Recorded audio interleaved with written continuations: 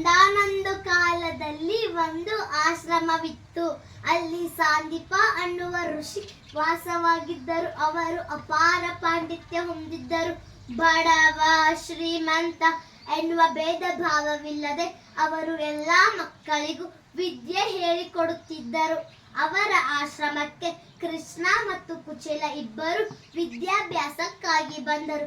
ಇಬ್ಬರಿಗೂ ಸಾಂದೀಪ ಋಷಿಗಳು ಸಮಾನವಾಗಿ ಪಾಠ ಮಾಡೋಕೆ ಶುರು ಮಾಡಿದರು.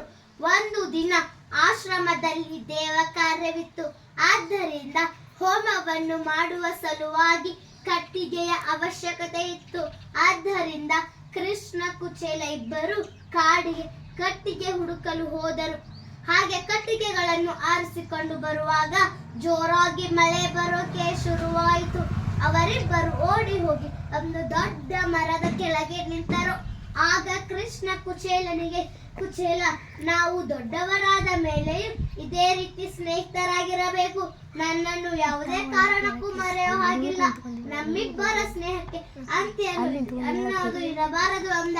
ಆಗ ಕುಚೇಲ, ನಾನಂತೂ ಬಡವ, ನಾನು ನಿನ್ನನ್ನು ಮರೆಯೋದಿಲ್ಲ.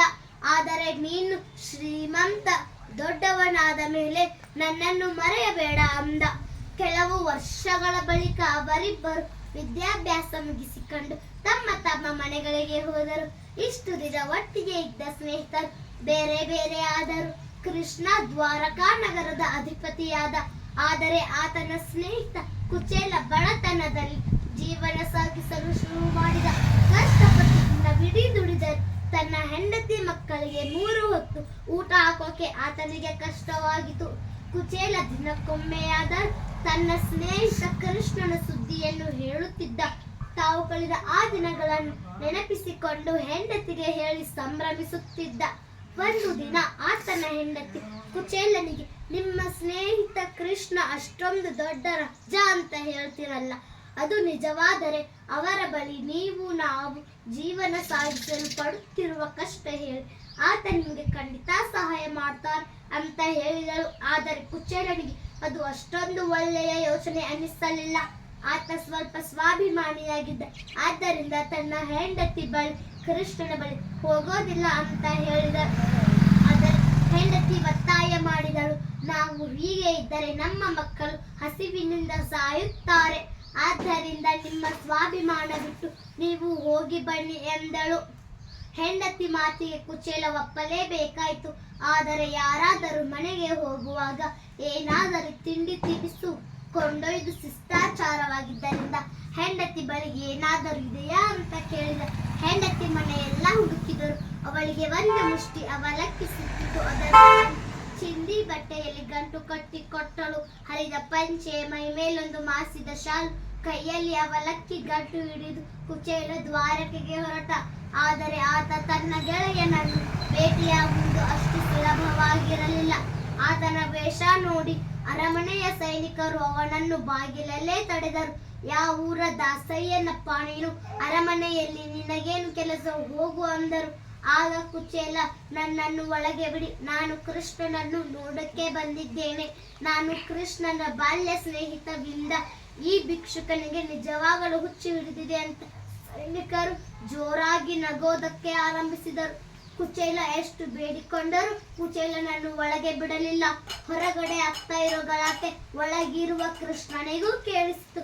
ಏನಾಗ್ತಾ ಇದೆ ಅಂತ ನೋಡೋದಕ್ಕೆ ಬಂದ ಕೃಷ್ಣ ಕುಚೇಲನನ್ನು ನೋಡಿ, ಓ ಕುಚೇಲ, ಬಾರಯ್ಯ ನನ್ನ ಸ್ನೇಹಿತ ಅಂತ ಓಡಿ ಬಂದು ಕೃಷ್ಣ ಕುಚೇಲನನ್ನು ಬಾಚಿ ತಪ್ಪಿಕೊಂಡ. ಆ ಕ್ಷಣ ಆ ಸೇವಕರು ಬೆರಗಾಗಿ ಹೋದರು.